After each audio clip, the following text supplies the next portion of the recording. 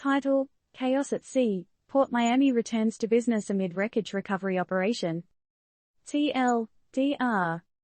Chaos unfolded at PortMiami after a fatal collision early Sunday morning between a small boat and Fisher Island Ferry left the port closed for hours. The mishap stranded 15,000 passengers aboard 3 cruise ships set to dock that day. PortMiami resumed operations later in the afternoon following a successful recovery and removal of the sunken boat from the obstructed channel. Full story. In a story reminiscent of an action movie, PortMiami found itself in a state of high-tension drama early Sunday morning. A small 30-foot boat collided with the Fisher Island Ferry in an unfortunate and tragic incident that led to the death of one man and left another seriously injured. This disastrous event caused the port to halt its operations for several hours, leaving 3 cruise ships and their passengers idling off the coast. Imagine this: you're all set for your Caribbean vacation, margarita in one hand, sunscreen in the other, only to find out that your dream vacation has hit an unexpected bump. The Carnival Celebration, Norwegian Cruise Line Escape, and MSC Seascape ships were left stranded at sea, their passengers left in a state of limbo about when they would finally make it to Miami. How's that for an unplanned sea adventure? Meanwhile, back on land, future passengers for these same ships were left twiddling their thumbs, wondering when their Caribbean vacations would kick off.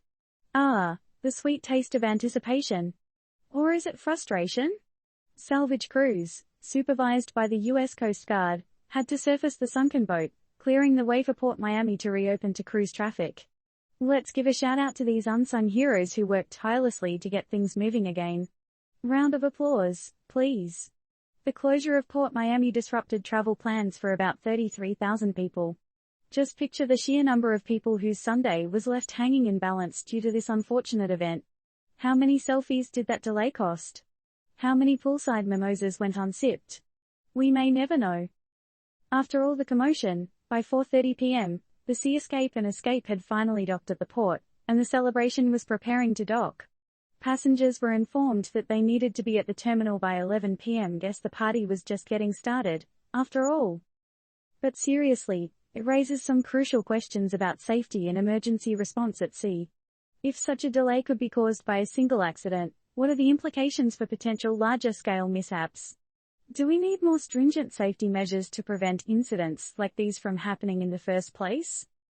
So, as you sip on your evening cup of tea, we leave you with a burning question: if you were one of the passengers stranded at sea, how would you have spent your unexpected extra day aboard?